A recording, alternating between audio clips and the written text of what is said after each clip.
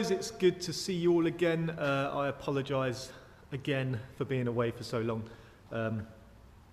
Yeah, same old work excuses, I'm afraid. I've been plugging away on the EG. I've only had a couple of hours on an evening or an afternoon, and I've not really been doing anything that interesting, just been getting the car ready for the track day at Abingdon, which is next week now. So I'll do a separate update video on that. But for today, you might have guessed from the title, so this is a fresh egg.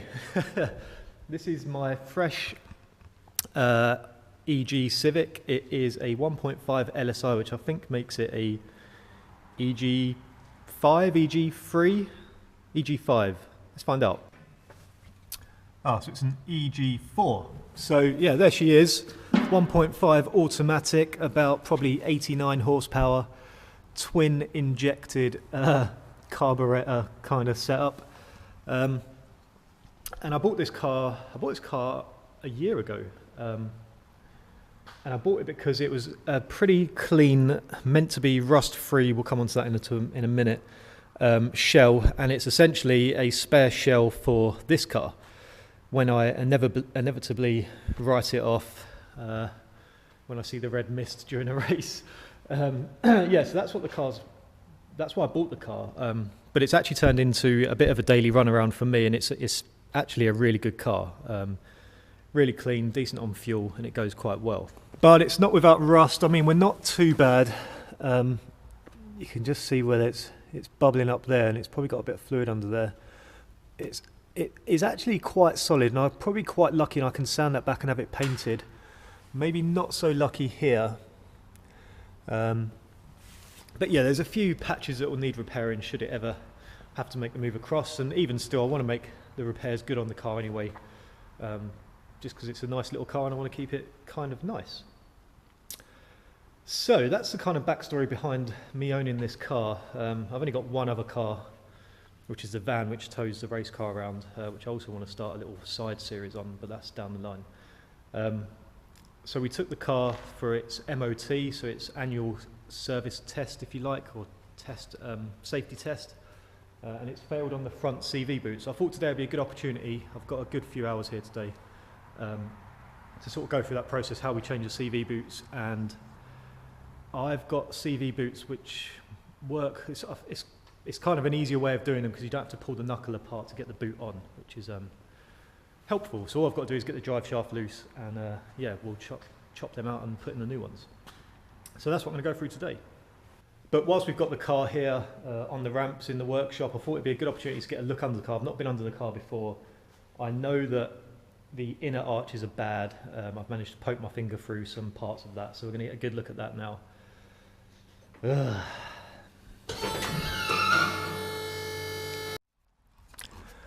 Alrighty, so starting at the front, let's have a look. It's good to see that all the undersill seems to be in place. This is a UK car, so it's had the undersill put in as standard. Look at the diameter of that exhaust pipe, Jesus Christ. That is thin. I've got a feeling it's blowing somewhere, but we'll have a look in a minute. This is the first time I've actually been under this car, even though I've owned it for a year, so it shows where my priorities lie, which isn't good. A bit dusty and dirty. That does not look like a sump plug. The washer's way out of shape, so I'm going to replace that. I need to change the oil at some point anyway. You can see the offending item inside there with the CV boot that's sprayed its CV grease everywhere. But other than being a little bit dusty and dirty, the front end is not bad at all. Not bad at all. Excuse me. So moving down, the sills look okay from what I've seen. I say the exhaust has got a little, sounds like it's got a little blow, but it's pretty clean. It must have had a replacement. I'm sorry I've got these bars in the way today, it's just because I need to be able to use them down the line. So yeah, here's the back. You can see we've got it's had a knock there which has generated a bit of rust. I could ideally do with jet washing all the underside of this car off. RTA bushes are on their last legs. I'm surprised they didn't get picked up on the MOT, to be honest. Well, I've never seen sort of standard setups on these cars before to have one that's completely unmodified. Yeah. So this side's okay, like looking at the back of the sill section, you can see it's really quite clean. The jacking point's had a bit of a knock, there's no worries there. And then, yeah, this side's a little bit worse for wear, but still looks alright. You know, I reckon a wire wheel and a bit of paint on there would see it okay. What I'd really like to do one day if it came to it is just get the whole car acid dipped, but that's big bucks. So yeah, actually, do you know what, the car's not too bad, and I'd like to think if I took them side skirts off, the sills would be okay. Now, what I'm concerned with is up inside the arch, I'd have to take the wheel off really to be able to see what's going on up there, but I know that I've managed to poke my finger through the arch, which is a bit of a shame. I just can't see enough. But you know, on initial inspection, it's not as bad as I thought it was going to be. So, yeah, hopefully I haven't got the world's amount of work to do on this car. I'm not going to be doing the arches anytime soon, but it is something I will be doing down the line. So, yeah, something to look forward to. I've already done it once on the race car, and it is the shittest job in the world. So I don't really look forward to doing that again. Right, I'm going to get these ramps positioned so I can get the wheels off the ground, and then we'll start pulling things apart. I'm just wondering if by putting the rails in to hold the car in the air, I can actually work properly. You basically align these train tracks, if you like, and then you can let the ramps down, but they stay up and sort of lock the car up higher. So in fact, yeah, I'll be able to go off the subframe at the front. At the back might be a bit of a different story, what I can actually go off. In fact, I should be able to go on the rear subframe. I'll put a block of wood in on each of them points just to keep it protected. We've got some lumps of wood there, which will do me just fine. Alright guys, so I've just pulled off the hubcap, which required me to take the entire wheel off, but no issue there. So the first thing that you need to get loose is the hub nut itself. It's a 32mm socket, I believe. I hope it isn't anyway.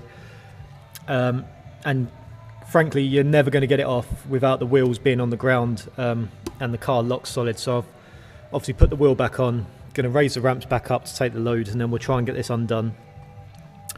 First I have to pry out the sort of locking piece that you hammer in, and it obviously locks it into the shaft. And then we'll try and waz it off.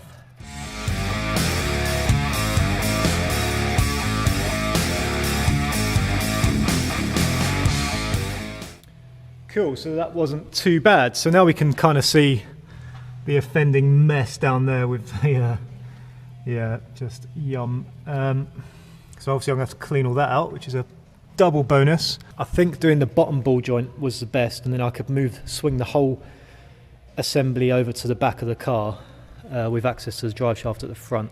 You can see as well, like these are the original discs. Just thinking there that they've still got the markings to see the retaining screws to show they haven't come undone.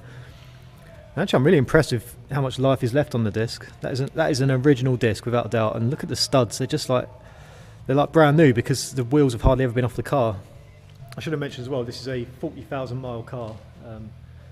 It's never done a mile more, so yeah, it's low mileage, and although things are dirty, they should be fairly fresh.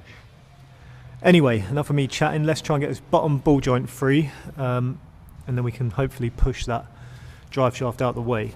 So all I'm going to do initially, clearly this is in utter shit state, so I'm just going to clean it up, get all the gunk out of the way, and then we'll look at getting the nut off, and then we can try and pop the ball joint using the ball joint splitter, and hopefully that'll be all we need to do.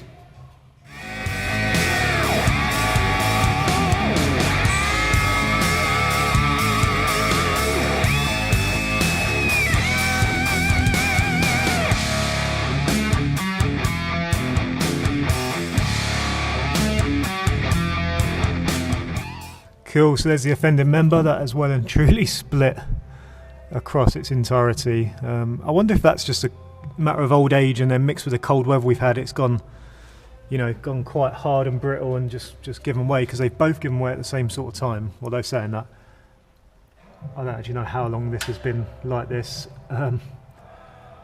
I'm probably going to clean this up now before we get to work on the actual joint itself. So yeah, alright, that's that cleaned up as much as I can really be bothered. It's all the main gunk out of the way anyway. So let's get this bit off. I've already pried away the spring clip for the outer one, so we're just going to get the spring or the retainers out the way on the front and back of the, whatever you call it, CV boot. And then we can, yeah, we'll cut the CV boot out, and then we'll go through how we get the new one on without having to pull all this apart.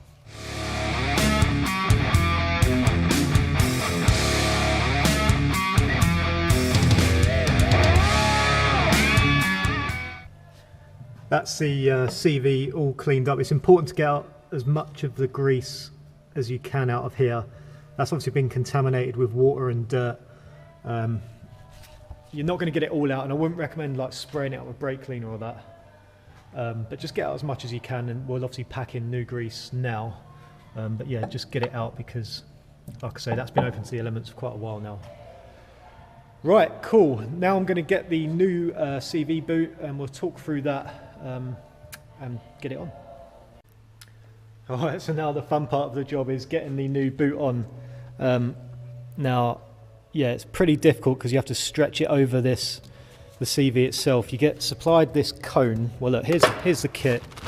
I generally buy all my CV and joint stuff from J&R traders. They're pretty cheap. They'll get you stuff quick, and I've not had any issues with it at all, even on the race car. So what you get in the kit is obviously a new CV boot, a couple of packs of grease, and as you can see here, and a pack of the retaining clips, and also a stretching cone. Now the idea is you put this cone over the CV, you turn the boot inside out, and then you force it over the cone. Now you're taking pretty much a 20mm hole on the end of the CV boot. Hopefully you can see that in there, and you're stretching it over that sort of 5-inch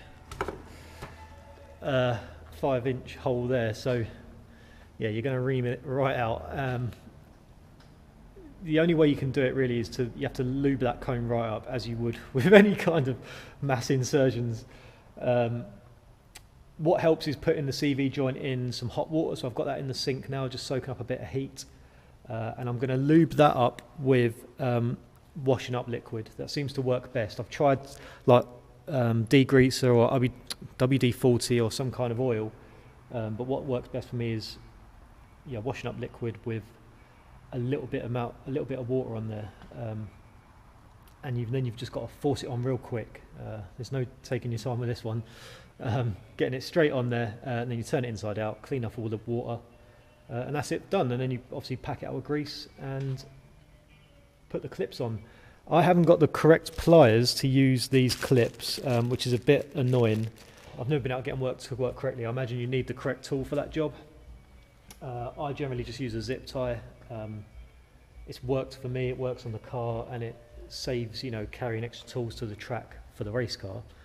For this car, I'll put these zip ties on. If when it goes to the MOT they deem that's no good, I'll throw these retaining clips at them and ask them to do it for me. Shouldn't be 5 minutes work for them. But all you need is they're like a pair of pincer pliers, and they just squeeze in the ends of the retainers. But yeah, I haven't got any. So let's try and do this. Last time I did it with the drive shaft off the car and on the vise. I'm going to try and do it on the car. There's enough space, and I don't think I'm going to push the car off the ramps. That wouldn't be good. But yeah, let's give it a go.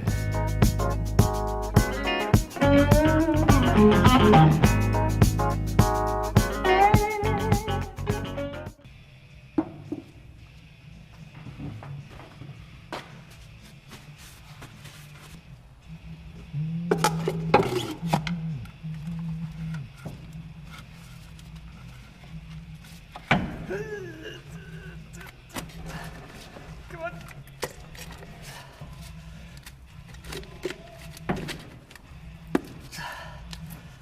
Ah, yes. Oh, God. Alrighty, that weren't too bad. So that's the boot on, and it's now inside out, and obviously the wrong way round. So you just turn it outside in again, or around again, and then it'll be the right way round to put it all on properly. All I'm doing now is just making sure all the water and grease is off from the inside of the boot before I turn it inside out. And then we can pack it with grease, zip tie it up, and that'll be it done.